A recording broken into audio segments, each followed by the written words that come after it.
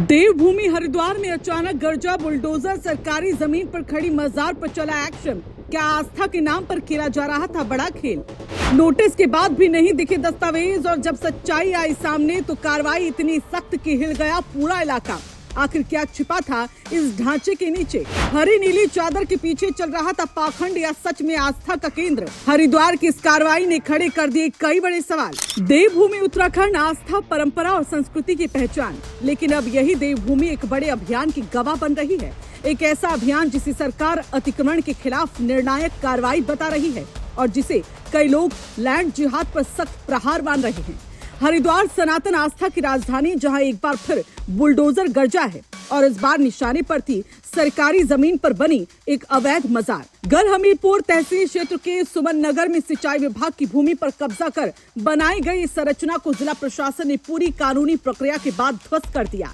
कार्रवाई अचानक नहीं हुई, करीब 1 महीने पहले नोटिस दिया गया था। खादिमों से साफ कहा गया, दस्तावेज दिखाइए, जमीन का मालिकाना हक साबित कीजिए। लेकिन तय समय सीमा बीत गई और कोई वैध कागज सामने नहीं आया। और फिर आज सुबह प्रशासन ने सख्ती दिखाई, बुलडोजर मौके पर पहुंचे और अवैध मजार को जमींदोज कर दिया गया। ध्यान देने वाली बात ये रही कि ध्वस्तीकरण से पहले खादिमों ने अपना सामान खुद हटा लिया, यानी प्रशासन ने पूरी प्रक्रिया को शांतिपूर्ण और व्यवस्थित तरीके से अंजाम दिया। एसडीएम जितेंद्र सिंह ने साफ किया कि कार्रवाई से पहले सभी कानूनी औपचारिकताएं पूरी की गई और सिंचाई विभाग की जमीन को अतिक्रमण मुक्त कराया गया।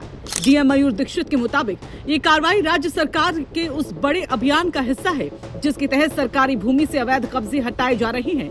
इस पूरी कार्रवाई में करीब 8 बीघा जमीन को अतिक्रमण से मुक्त कराया गया, और यहीं से जुड़ती है ये कार्रवाई सीएम पुष्कर सिंह धामी के उस बड़े अभियान से, जिसे सरकार लैंड जिहाद के खिलाफ सख्त एक्शन के तौर पर पेश कर रही है।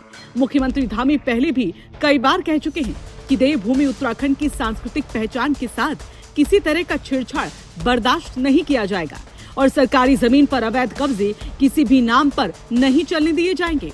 सरकारी आंकड़ों के मुताबिक अब तक प्रदेश में 600 से ज्यादा अवैध संरचनाओं को हटाया जा चुका है, जहां कथित तौर पर आस्था की आड़ में अतिक्रमण और पाखंड का कारोबार चल रहा था। हरिद्वार में हुई ये ताजा कार्रवाई इसी सख्त नीति का अगला कदम मानी जा रही है।